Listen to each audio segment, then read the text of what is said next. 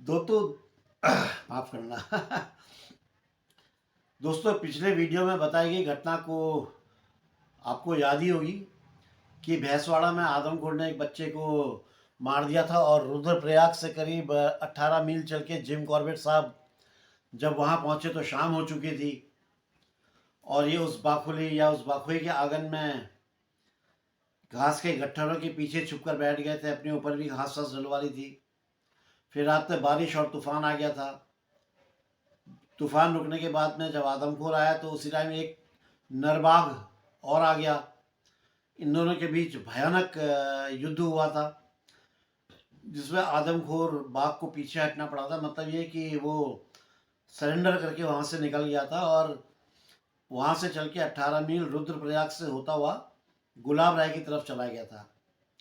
याद होगा आप लोगों को, अभी इससे ठीक पिछले वीडियो में बताया हुआ है। तो अब चलते हैं घटना के अगले हिस्से में। सबसे पहले तो दोस्तों मैं आप सभी का स्वागत करता हूं, अभिनंदन करता हूं, आप सबका आभार प्रकट करता हूं आप ही की अपने चैनल, आपकी अपनी उत्तरांचल डायरीज में। दोस्तों, चैनल को अधिक से अधिक शेयर करें और इसे अपने मित्रों तक भी पहुंचाएं और उनसे भी कहें कि वो भी इसे शेयर करें। साथ ही अपने रिश्तेदारों को पहुंचाएं ताकि जो जिम कॉर्बेट साहब के बारे में जानना चाहते हैं। तो चलिए शुरू करते हैं कि आगे क्या हुआ। दोस्तों, जिम कॉर्बेट साहब लिखते हैं कि भारत में भोजन का टाइम जो है वो मौसम के हिसाब से बदलता रहता है। कहने का मतलब है कि गर्मियों में हम लोग थोड़ा देर में खाना खाते हैं, सर्दियों में थोड़ा जल्दी खाना खा लेते हैं। लेकिन जिम कॉर्बेट साहब का जो खाने का सिस्टम था वो सबसे अलग चल रहा था। न गर्मियों वाला न सर्दियों वाला। ये रात में डिनर के समय में दलिया ले रहे होते थे, तो सुबह ब्रेकफास्ट के समय में ये सूप पी रहे होते थे। दिन का लंच और रात का डिनर एक ही बार में कर लिया करते थे, मतलब वो भी जब समय इनको मिल जाए।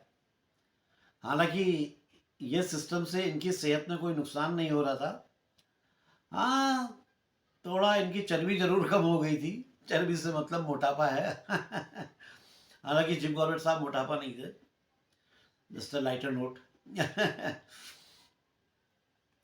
पिछले दिन नाश्ते के बाद से इन्होंने कुछ खाया नहीं था और अब इन्हें रात भर बाहर रहना था। बाहर रहने का मतलब है आदमखोर बाघ की तलाश में।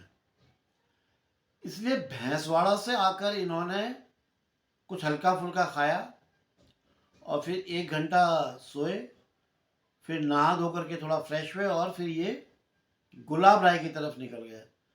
दोस्तों, आप लोगों को याद होगा रुद्रप्रयाग का आदमखोर जब मैंने शुरू किया था इस कहानी को, तो इसके पहले शुरुआती एपिसोड से मैं लगातार कहते आ रहा था कि पंडित जी को जरूर याद रखिएगा। ये पंडित जी जो हैं इस कहानी का एक बहुत ही महत्वपूर्ण किरदार है, क्योंकि अब जो सारा घटनाक्रम है वो पंडित जी के इर्द गिर्द ही घूमने वाला है। तो मैंने इसी तरह बोल दिया था कि पंडित जी को बिल्कुल मत भूलिएगा, और नहीं भूले होंगे आप लोग, याद रख रहे होंगे। जिम कॉर्बेट साहब रुद्रप्रयाग से गुलाब राय पंडित जी को सतर्क करने के लिए गए थे कि जो ये आदमखोर बाघ है वो उन्हीं के आसपास के क्षेत्र में है। तो वो अपने जो उनके श्रद्धालु हैं उनको सतर्क रहने को बोले और रात में अनावश्यक बाहर ना निकले। पंडित जी का जो घर था वो मार्ग में, जो यात्रा मार्ग था उसमें एक आम का पेड़ था। उस आम के पेड़ से करीब 50 गज ऊपर था, और जो उनका छप्पर मतलब धर्मशाला जो थी उनकी, वो आम के पेड़ से करीब 100 गज नीचे की तरफ थी। बीच में आम का पेड़ है, 50 गज ऊपर उनका घर है और 100 गज नीचे वो धर्मशाला है। तीर्थ यात्री शाम ढलने के बाद इनकी धर्मशाला में रुक जाया करते थे और अगले दिन सवेरा होने के बाद आगे की यात्रा शुरू कर देते थे, जो एक रूटीन होता है।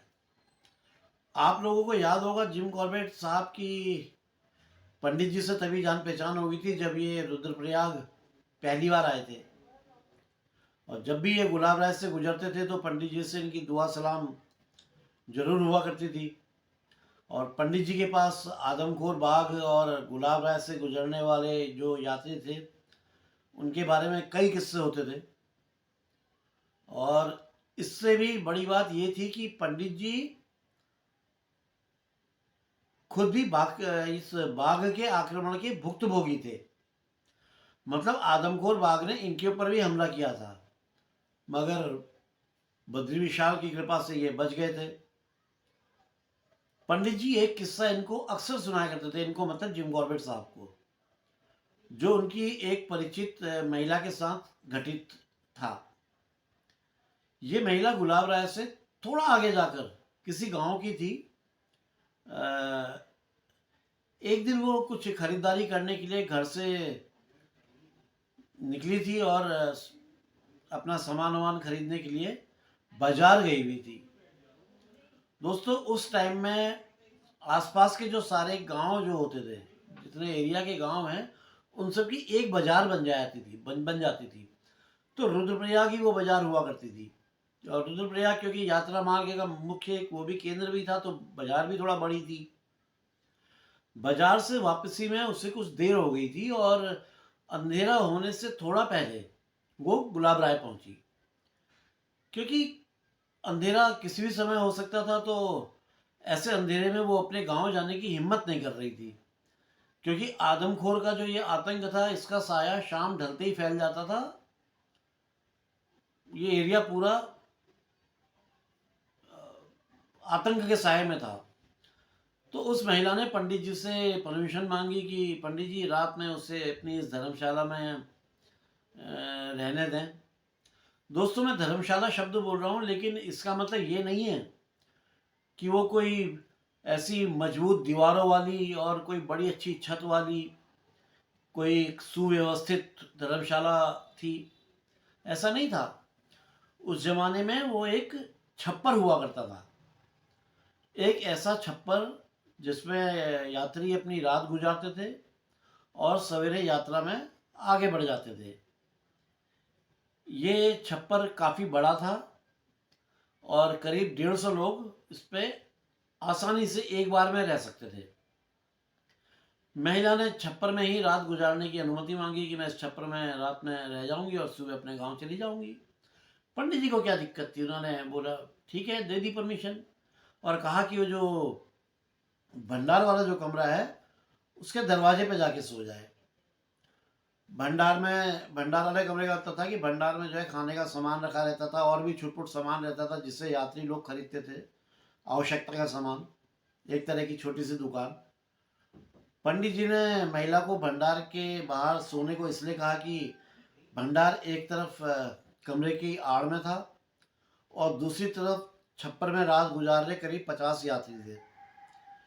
ये जो छप्पर था ये घास फूस की छत से बना हुआ था और सड़क की तरफ होता था।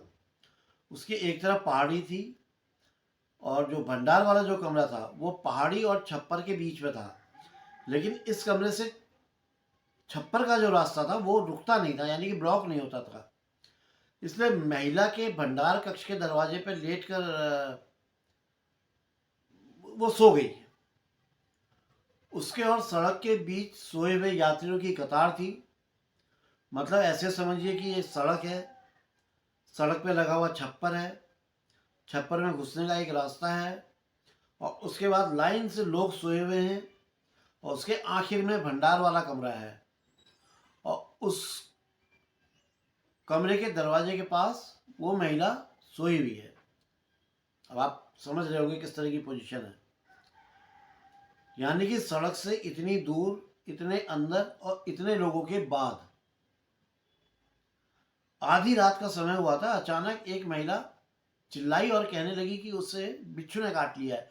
वही यात्रियों के ग्रुप में से कोई महिला बहुत जोर से चिल्लाई और बोली बिच्छू ने काट लिया है। लाइट तो उस टाइम में होती नहीं थी। रोशनी करने के लिए किसी ने माचिस जलाई और महिला का पांव देखा गया जिस पर एक खरोंच लगी थी और खून बह रहा था। अब सभी यात्री बड़बड़ाने लगे कि महिला ने बेकार में उन सबको उठा दिया, कोई कारण नहीं था उन सबको उठाने का, बिना किसी बात का जो है बात का बतरंग बना दिया है, बिच्छू के काटने से कभी खून नहीं निकलता है। और ऐसे ही बड़बड़ाते हुए यात्री दोबारा से सो गए। सुबह के समय पंडित जी अपने घर से निकल के जब ये अपने छप्पर की तरफ आ रहे थे, तब इन्होंने देखा कि रास्ते में एक साड़ी पड़ी हुई है। अब ये थोड़ा कौतूहल हुआ, क्यूरियोसिटी हुई। इन्होंने नज़दीक जाकर देखा तो ये उसी महिला की साड़ी थी जो पास के गांव की रहने वाली थी और रात में छप्पर में भंडार कक्ष के दरवाजे में सोई हुई थी, जिसको इन्होंने परमिशन दी थी। साड़ी में जगह जगह खून भी लगा हुआ था। इन्हें बड़ा ताज्जुब हुआ कि यार इतने लोगों के बाद सड़क से इतनी दूर सोई महिला को भला बाघ कैसे उठा ले जा सकता है। सोचनी बात तो थी। अब आप खुद सोचिए कि बाघ उस सोई हुई महिला तक कैसे पहुंचा होगा, जबकि उस छप्पर में 50 अन्य लोग और सोए हुए थे। उन सब लोगों को पार करके महिला को उठाकर बाघ चलता बना, किसी को पता भी नहीं चला।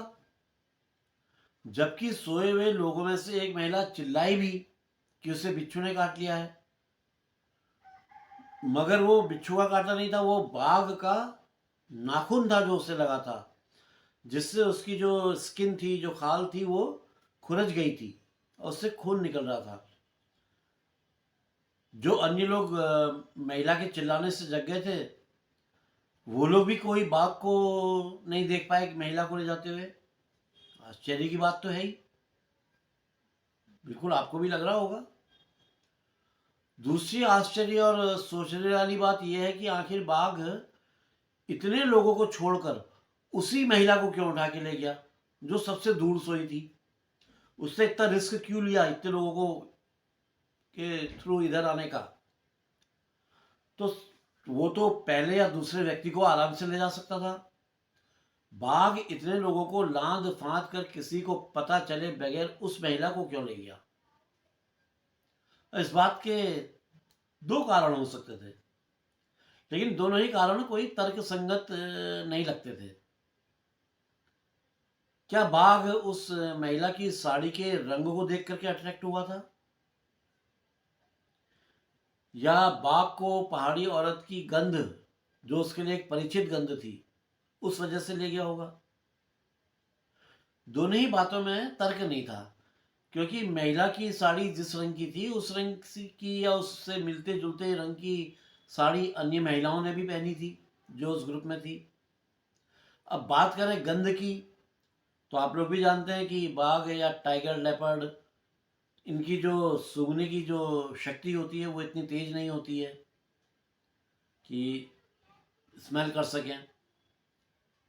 और कई बार मैं बता चुका हूँ इन कहानियों में कि हाँ, बाघ के आँख और कान बहुत तेज होते हैं, लेकिन सूंघने की शक्ति नहीं होती है, तो ये तर्क संगत नहीं है। एक बात मैं आपको बताता हूँ कि मुझे क्या लगता है। मेरे ख्याल से बाघ ने महिला का रुद्रप्रयाग बाजार से ही पीछा करना शुरू कर दिया होगा, लेकिन गुलाब राय पहुंचने तक उसे मौका नहीं मिला होगा उस पर अटैक करने का। बाघ महिला को पहले ही चुन चुका था और उसकी गतिविधियों पर वो लगातार नजर रखे हुए था। रात में सबके सोने के बाद वो दबे पांव छप्पर में घुसा होगा, सोई हुई महिला को उससे गले से पकड़कर उसकी नसों को अपने दांतों से गड़ा दिया होगा, जिससे उससे मुंह से उसकी आवाज़ नहीं निकल पाई, और उसने वहीं पर उस महिला को जान से मार दिया होगा। फिर कमरे में उसे हवा में उठाकर बाहर निकल गया होगा, क्योंकि ड्रैग कर ले जाने के, घसीट कर ले जाने का तो सवाल ही पैदा नहीं उठता, क्योंकि अगर ले जाता तो लोगों को पता चल जाता। तो इसलिए वो हवा में महिला को उठा के ले गया होगा, और हवा में ले जाने के लिए उसने पहले महिला को मार दिया होगा।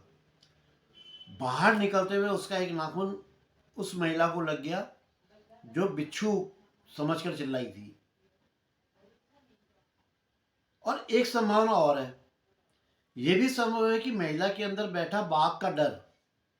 आपने कभी ध्यान दिया कि घर का पालतू कुत्ता भी कभी कभी किसी व्यक्ति पर कुछ ज़्यादा ही एग्रेसिव हो जाता है और बहुत ज़्यादा भौंकने लगता है, यदि उस व्यक्ति के दिल में कुत्ते का डर हो। दोस्तों, डरे हुए व्यक्ति के दिल व दिमाग में से कुछ ऐसी तरंगें उत्पन्न होती हैं जिससे जानवर आसानी से समझ जाते हैं, वो आकर्षित हो जाते हैं। तो हो सकता है कि इन्हीं अदृश्य जो ये शक्ति, ये जो माध्यम था, इससे आदमखोर ने इन तरंगों को कैच कर लिया और उसी महिला को उससे शिकार बनाया, क्योंकि उसके जो डर था वो दिल और दिमाग दोनों से ही तरंगें निकल रही होंगी। अब असली कारण क्या रहा होगा उस महिला को ले जाने का, कि जो सबसे सेफ जगह में सोई हुई थी, कुछ बोला नहीं जा सकता है। आप लोग भी अपना विचार बताएं कि क्या कोई और कारण भी हो सकता है। कृपया कमेंट करिएगा और ज़रूर बताइएगा। और क्या कारण हो सकता है यार इतनी सेफ जगह पे सोई हुई महिला को ले जाने का। इस घटना को बीते हुए अभी कुछ ही दिन हुए थे कि पंडित जी का सामना आदमखोर से हो गया। और ये सामना किस दिन हुआ, ये सही तारीख तो आप रुद्रप्रयाग अस्पताल के रिकॉर्ड से ही प्राप्त की जा सकती है, अभी भी वहाँ के रिकॉर्ड्स में है। फिलहाल तारीख तो उतना महत्व नहीं रखती, लेकिन ये 1929 का सबसे गर्म दिन था। उस दिन सबसे ज़्यादा गर्मी थी। जब जिम कॉर्बेट साहब पंडित जी से मिले थे, उससे 4 साल पहले ये घटना घटी थी। घटनाक्रम कुछ ऐसा था कि मद्रास से 10 यात्रियों का एक दल गुलाब राय पहुंचा और पंडित जी से छप्पर में रहने के लिए आग्रह करने लगा, ये रिक्वेस्ट करने लगा कि हमें रहने दीजिए। लेकिन पंडित जी डर रहे थे कि दल छोटा है और यदि बाघ ने किसी व्यक्ति को उठा लिया तो छप्पर की बहुत बदनामी होगी। तो उन्होंने यात्रियों से कहा कि वो 2 मील आगे चले जाएं, रुद्रप्रयाग है, उन्हें वहाँ अच्छा शेल्टर मिल जाएगा, अच्छी जगह मिल जाएगी रहने को। मगर वो लोग नहीं माने। तो ऐसे में पंडित जी ने सोचा कि चलो इन्हें यहाँ रुकने देने से अच्छा है कि इन्हें अपने ही घर ले जाया जाए और वहीं इनको रुकवा देते हैं, कम लोग हैं, एडजस्ट हो ही जाएंगे। तो पंडित जी उन्हें अपने घर लेकर चले गए। पंडित जी का मकान भी उसी तरह का था जैसे आमतौर पर पहाड़ी घर होते हैं, मतलब बरामदे से सीढ़ी चढ़कर ऊपरी माले पर रहने के लिए और नीचे ग्राउंड फ्लोर पे गाय भैंसों बकरियों को बांधने के या घास फूस रखने के लिए, स्टोर करने के लिए जो कमरे बने होते हैं, जो एक सामान्य पहाड़ी घर जो होते हैं वैसे ही उनका भी था। सीढ़ियों से ऊपर चढ़ के एक बरामदा था और कमरे का जो दरवाज़ा था वो बरामदे की सीढ़ियों के ठीक सामने था। रात में भोजन करने के बाद पंडित जी और ये जो 10 अतिथि थे उस कमरे का दरवाज़ा बंद करके उस पर संकल लगा करके सो गए। कमरा छोटा था और उसमें वेंटिलेशन का कोई जुगाड़ नहीं था दोस्तों, कोई खिड़की या कोई रोशनदान ऐसा कुछ था नहीं। गर्म दिन था, मैंने बताया सबसे गर्म दिन था 1929 का, 1929 का। तो रात में कमरे के अंदर बहुत गर्मी और घुटन होने लगी थी। तो पंडित जी ने सांकल खोली, दरवाज़ा खोला, बाहर निकले और सीढ़ी के अगल बगल के जो पिलर थे उस पर इन्होंने हाथ अपने ऐसे रखे और अपना गहरी गहरी सांस लेने लगे। जैसे इन्होंने यूं करके गहरी सांस ली तभी इन्हें अपने गले में एक बड़ी मजबूत जकड़न सी महसूस हुई। बाघ ने पंडित जी पर आक्रमण कर दिया था। पंडित जी ने अपने दोनों पांव बाघ के पेट पर अड़ाकर जोर का झटका मारा। इससे जो बाघ था उसके दांत गले से छूट गए और बाघ सीढ़ियों से नीचे लुढ़क गया। पंडित जी को लग रहा था कि अब ये चक्कर खा करके खुद ही गिर पड़ेंगे।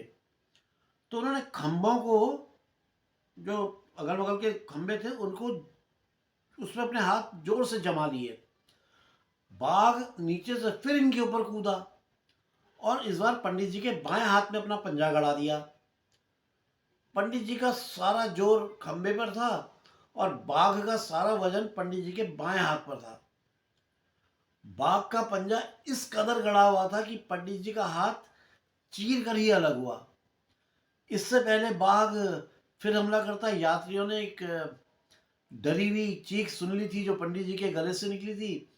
तो उन्होंने, यात्रियों ने क्या किया था कि तुरंत बड़ी फुर्ती के साथ पंडित जी को कमरे के अंदर खींच लिया और दरवाजे को बंद करके उस पर सांकल चढ़ा दी। पंडित जी के हाथ से और गले से लगातार खून बह रहा था। उनकी हालत बहुत खराब होती जा रही थी। बहुत गहरी गहरी ये सांसें लेने की कोशिश कर रहे थे।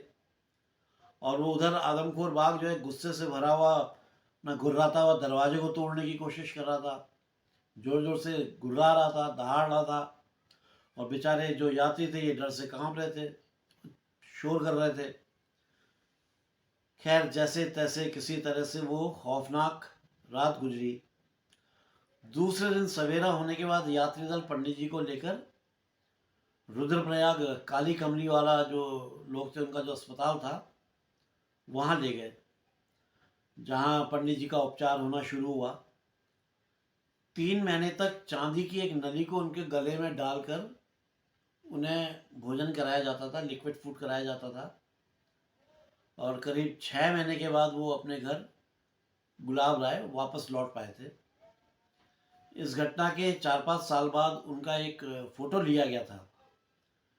तब तक उनके चेहरे के और गले के घाव जो थे, जो निशान थे, भर गए थे, काफ़ी हल्के हो गए थे।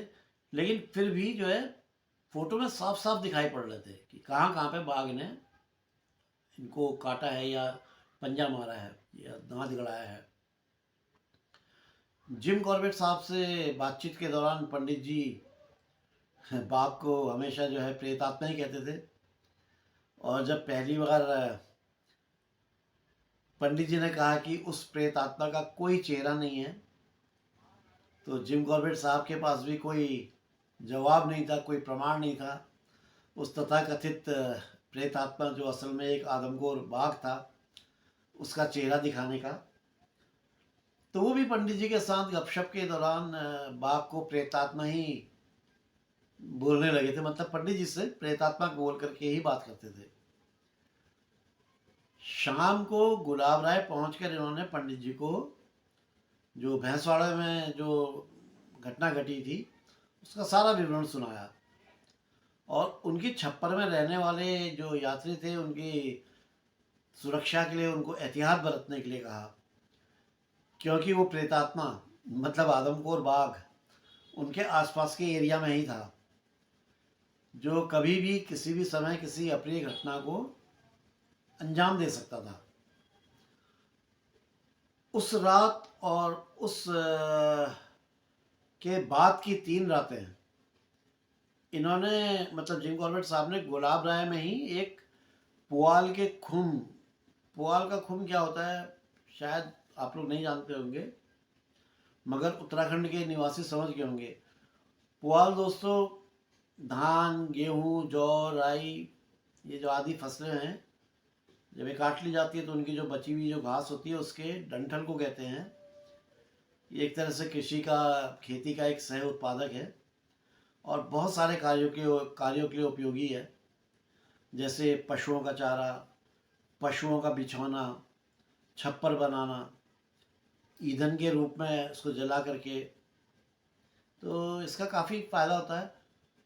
ये तो पुआल का बंडल बनाकर ये एक बड़ी ढेरी बनाकर के इनको संभाल के रख लिया जाता है और वो ज़रूरत पड़ने पर इसका उपयोग समय समय पे किया जाता रहता है।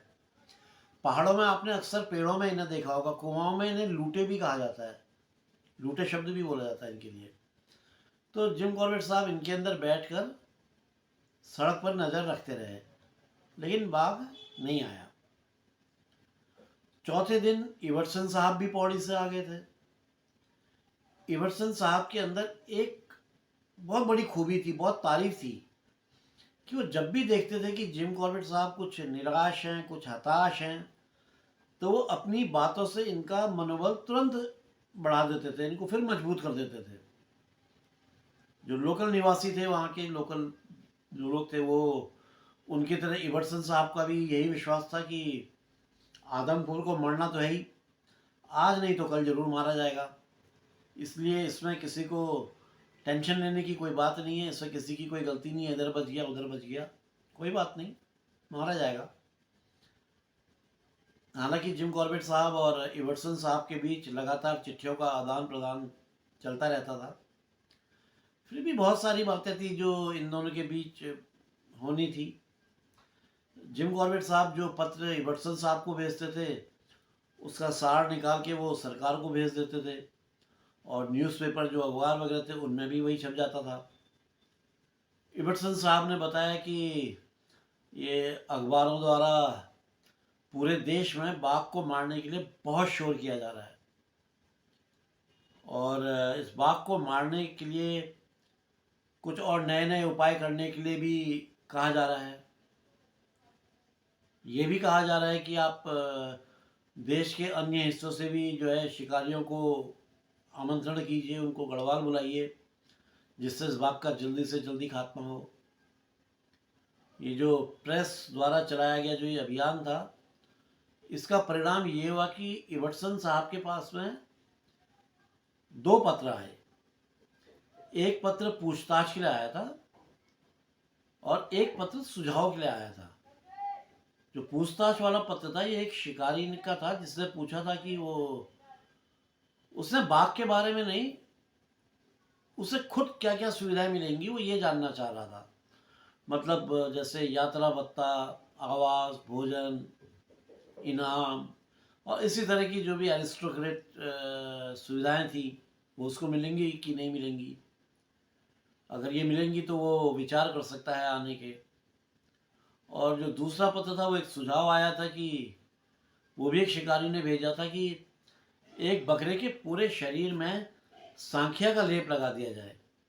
सांखिया एक तरह का जहर होता है, और बकरे के मुंह को सिल दिया जाए जिससे बकरा खुद को चाट ना सके। फिर उसे ऐसी मार्ग में उस मार्ग में ऐसी जगह बांध दिया जाए जहाँ पर बाघ उसे मारकर खा जाए। इस तरह से बाघ के पेट में जहर चला जाएगा और वो मर जाएगा। ये जिम कॉर्बेट साहब और इबर्टसन साहब ये दोनों लोग बातें कर रहे थे, और अब तक आदमखोर को मारने में जो असफलताएं रही थी उनके छोटे छोटे बिंदुओं पर ये गहराई से समीक्षा कर रहे थे। लंच के बाद जिम कॉर्बेट साहब ने इबर्टसन साहब को जो बाघ का जो रूटीन था, जो उसकी आदत थी, उसके बारे में बताया कि आदमखोर 5 दिन में कम से कम एक बार रुद्रप्रयाग से गुलाब राय जाने वाली सड़क से गुजरता है। यानी ये जो पट्टी है इस पट्टी से निकलता है। और साथ ही इन्होंने इबर्टसन साहब को ये विश्वास भी दिलाया कि जिम कॉर्बेट साहब सड़क पर ही कहीं पर बैठकर 10 दिन के अंदर इस बाघ को मार देंगे, क्योंकि 10 दिन में कम से कम एक बार तो गुजरेगा, और जब गुजरेगा तो इनकी गोली का शिकार हो जाएगा। इबर्टसन साहब ने भी थोड़ा लापरवाही से कुछ हाँ तो बोल दिया, मगर वो इस बात को वो भी समझ रहे थे कि जिम कॉर्बेट साहब कई दिनों से रात भर जाग जाग कर आदमखोर को मारने की कोशिश कर रहे हैं। अब वो थोड़ा सा उनके अंदर भी थोड़ा सा मतलब एक हिचकिचाहट थी कि जिम कॉर्बेट 10 रात और जागे, ये जिम कॉर्बेट साहब के लिए थोड़ा जास्ती होगी। उनकी हिचकिचाहट को समझते हुए जिम कॉर्बेट साहब ने कह दिया कि यदि वो 10 दिनों के अंदर बाघ को नहीं मार पाए तो वो वापस नैनीताल चले जाएंगे, और तब इबर्टसन साहब जो है ये काम उस शिकारी को सौंप दे जो आना चाह रहा है, जो सब सुविधाएं चाह रहा है, उसको बुला ले और उसको ये काम सौंप दे, मैं चला जाऊंगा। उसी शाम इबर्टसन साहब और जिम कॉर्बेट साहब दोनों गुलाब राय गए, और दोनों ने मिलकर आम के पेड़ पर मचान बांधा। ये वही आम का पेड़ था जहाँ से पंडित जी का घर 50 गज और उनका छप्पर 100 गज की डिस्टेंस पे था। इस पेड़ से दोनों जगहें साफ साफ दिखती थी, तो जो विजिबिलिटी थी वो दोनों जगह की एकदम क्लियर थी।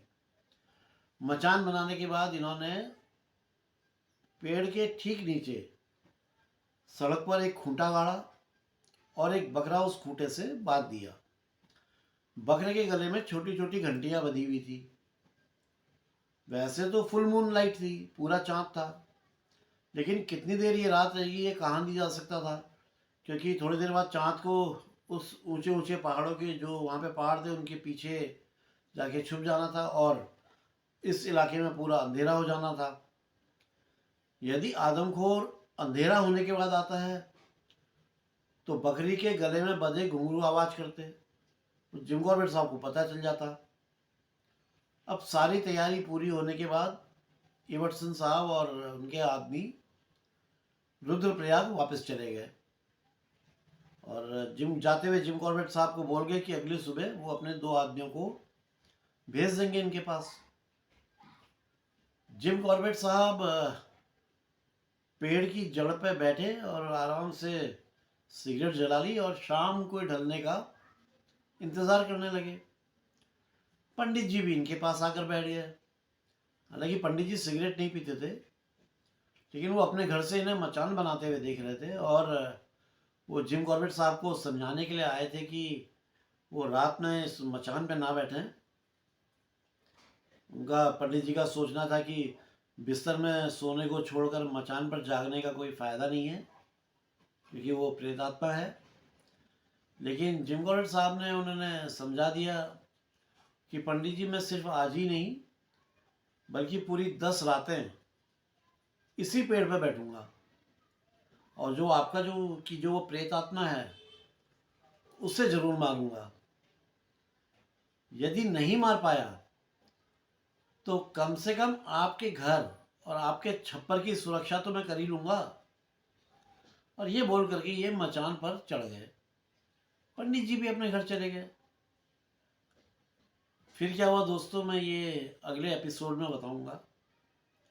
कहानी बहुत लंबी है, यदि पूरी सुनाने की कोशिश करूंगा तो करीब 80 मिनट से ज़्यादा लग जाएंगे, इसलिए बाकी की कहानी बस 1-2 दिन में आपको सुनाता हूँ। आज्ञा दीजिए मित्रों, थोड़ा तबीयत भी मैं अच्छा फील नहीं कर रहा हूँ। मुझे लग रहा है कि मुझे चक्कर से आ रहे हैं क्योंकि रात भर का जगा हुआ हूँ। खैर, जो मित्र पहली बार आए हैं उम्मीद करता हूँ कि वो सब्सक्राइब करेंगे, लाइक करेंगे, कमेंट भी करेंगे ना। तो अभी परमिशन दीजिए। Bye bye. जय बद्री विशाल, जय उत्तराखंड, जय जय जय, जय माँ भारती।